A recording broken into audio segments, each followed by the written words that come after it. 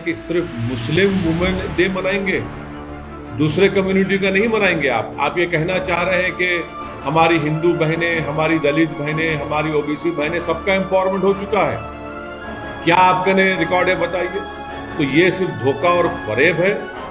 इस कानून से मैंने कहा कि उल्टा मुस्लिम महिलाओं का एक्सप्लॉयटेशन होगा, धोखा होगा, वो और परेशान होंगी और किसी को इंसाफ नहीं मिलेगा। डिमोनाइजेशन होगा मुसलमानों का, सिर्फ केस बुक होगा, उसके बाद कोई इंसाफ नहीं होगा। तो ये हमेशा इनकी आदत रही है धोखा देने की, फरेब देने की, और ग्राउंड पर इसका कोई, ना तो मुस्लिम महिलाओं ने, मुसलमानों ने इसको एक्सेप्ट किया है, बल्कि इसको रिजेक्ट किया है।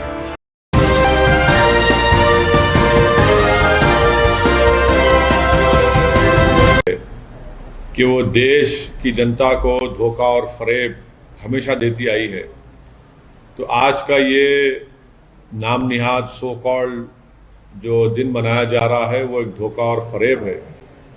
हम ये पूछना चाहते हैं कि कितने मुस्लिम महिलाओं से आपने इंसाफ किया बताइए। नजीब की माँ आज भी अपने नजीब के तलाश में तड़प रही है। जुनैद, जिसको हरियाणा में चलती ट्रेन में लोगों के सामने उसका कत्ल कर दिया गया, आज भी उसकी माँ उसके इंसाफ के लिए तड़प रही है। लाखों की तादाद में मुस्लिम महिलाएं ने CAA का कानून के खिलाफ, NRC, NPR के खिलाफ एहतजाज किया।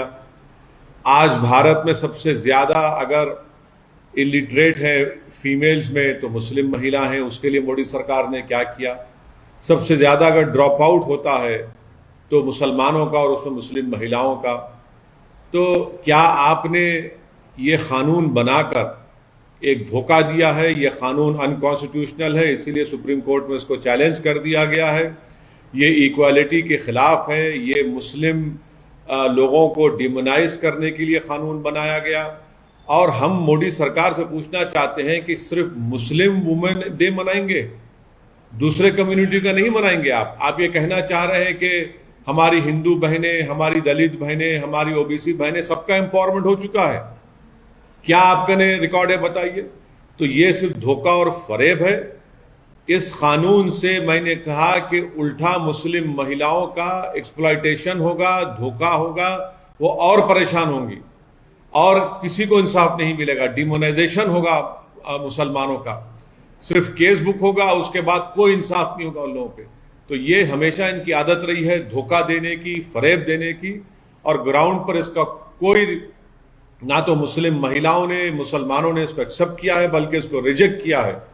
तो ये इसकी हकीकत है। और एजुकेशन के मामले में मुख्तार अब्बास नकवी हो या मोदी सरकार हो, आप डिमांड ड्रिवन स्कॉलरशिप क्यों नहीं करते माइनॉरिटीज़ की? क्या ड्रॉप आउट रेट नहीं है? क्या कुंडू कमेटी की रिपोर्ट नहीं है? क्या NSSO का डेटा नहीं है? क्या 2011 का सेंसस नहीं है?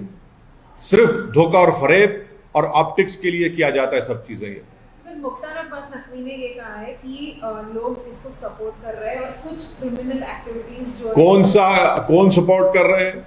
इस कानून के खिलाफ करोड़ों मुस्लिम महिलाओं ने अपने हाथ से साइन करके भारत के प्रधानमंत्री को कहा कि हम इस तरह के कानून को रिजेक्ट करते हैं। ये वो उन लोगों की आप बात क्यों नहीं करते?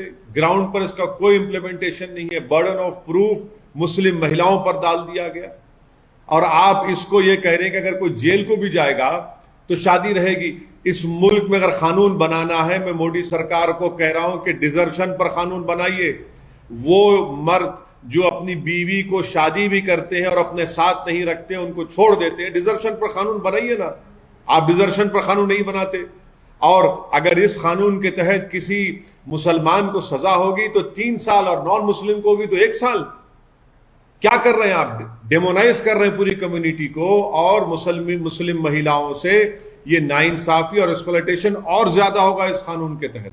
सर, मुख्तार अब्बास नकवी ने ये कहा है कि कोविड की वजह से इस बार इतनी बड़ी सेलिब्रेशन नहीं हो रही है, पर तीसरी साल, मतलब अगले साल आएंगे। किस बात का सेलिब्रेशन कर रहे हैं बताइए। आपके पास रिकॉर्ड है तो बताइए किस बात का सेलिब्रेशन कर रहे हैं। आप तो एक अनकॉन्स्टिट्यूशनल कानून बनाकर जो राइट टू इक्वालिटी के खिलाफ है और उल्टा बर्डन ऑफ प्रूफ मुस्लिम महिलाओं पर डाल देता है।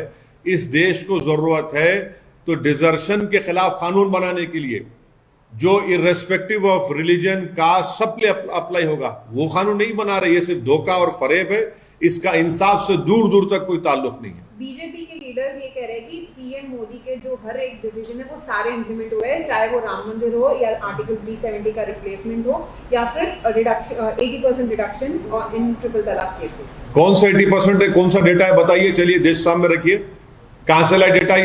ये डेटा तो आपने अपने घर में बैठकर बीजेपी के दफ्तर में बैठकर बना लिया है। ग्राउंड पर एक्चुअल रियलिटी है कि मुस्लिम महिलाओं का एक्सप्लॉयटेशन हो रहा है इस कानून के तहत, बर्डन ऑफ प्रूफ मुस्लिम महिलाओं पर है और शादी भी खत्म नहीं होती उसकी।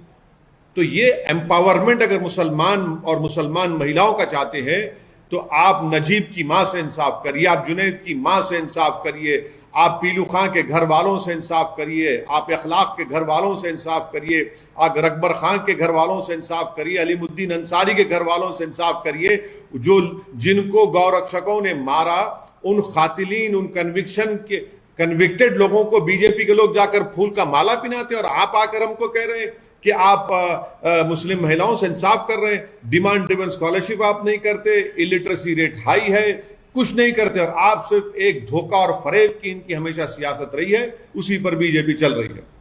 सर, हिंदुस्तान के टैक्स पेयर का करोड़ों रुपया बात कर रहे हैं आप, अपोजिशन के लोग नहीं गए। तो आप भूल गए सुषमा स्वराज ने क्या कहा था कि पार्लियामेंट को चलाने की जिम्मेदारी सरकार की है। डिबेट करवाइए ना, क्यों सरकार डर रही है? 300 MP रखकर भी सरकार पेगासस के ऊपर डिबेट नहीं करना चाहिए, क्यों डर रही है? क्या छुपाना चाह रहे हैं आप? हम यही सवाल कर रहे हैं। आप चलाइए पार्लियामेंट को, हम चलाने तैयार हैं। आप चलाना नहीं चाहते, आप दिन में अपने बिल को पास करना चाहते, ये डेमोक्रेसी है क्या?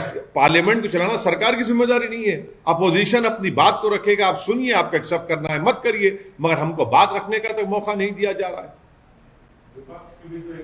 विपक्ष की जिम्मेदारी, विपक्ष उन लोगों की तरफ से विपक्ष आवाज उठा रहा है जिनकी लाशें पानी में तीर रही थी, जो ऑक्सीजन से मर गए। विपक्ष ये चाह रहा है कि भारत में सेकेंड वेव में जो 40 लाख से ज्यादा लोग मर चुके हैं उनके लिए इंसाफ का बात कर रहे हैं, तो सरकार सुनने तैयार नहीं है।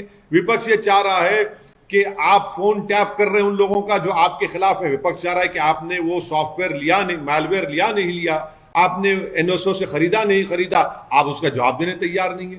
क्यों तैयार नहीं है आप इन चीजों का जवाब देने?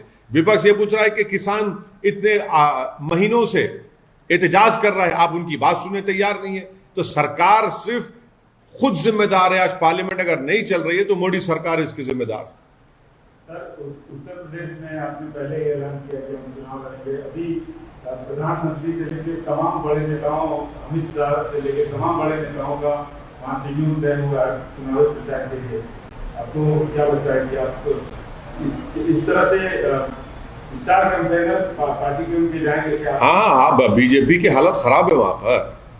बीजेपी सेकेंड कोविड वेव को मैनेज नहीं कर पाई, 4 लाख से ज्यादा लोगों की मौत हुई है, ऑक्सीजन नहीं प्रोवाइड कर सके, उनकी गलती की वजह से मेडिकेशन नहीं मिला, नौकरियां जा चुकी हैं, और हेल्थ सेक्टर में तो कुछ हुआ ही नहीं यूपी में। मैंने कल ही आपको बताया कि कितने पोस्ट खाली हैं, और इसीलिए बीजेपी की हालत खराब है। और मुझे यकीन है कि उत्तर प्रदेश के नौजवान, उत्तर प्रदेश की जिम्मेदार तमाम जनता अब की बार इस चुनाव में बीजेपी को इंशाअल्लाह ताला शिकस्त देगी। लेकिन सर, जो आपके अपोनेंट हैं, कई अहम सियासतदान हैं उत्तर प्रदेश में, वो आपके बारे में कह रहे हैं कि आपका जो गठबंधन है और आप हैं तो टाटा हो जाएंगे उत्तर प्रदेश। अरे भाई, तो अब इतना परेशान वो क्यों हो रहे हैं? इतने जो भाग भाग के आ रहे हैं, क्यों आ रहे हैं? सब एक एक मंत्री आ रहा है, सब आ रहे हैं। भाई हमारी फिक्र छोड़िए, लैला की फिक्र करना छोड़िए, अपनी फिक्र करिए। और हम इस बार इंशाअल्लाह ताला ओम प्रकाश राजभर साहब के गठबंधन में हम साथ हैं। हमारे पार्टी प्रेसिडेंट शौकत साहब, हमारे स्पोक्स पर्सन आसिम वक़ार संगठन को बहुत मजबूत किया है और कर रहे हैं, और हमको यकीन है कि इंशाअल्लाह ताला इस बार उत्तर प्रदेश की जनता अब हमको अपने दुआओं से, अपने आशीर्वाद से, अपने वोट देकर हमारे कैंडिडेट्स को कामयाब करेगी।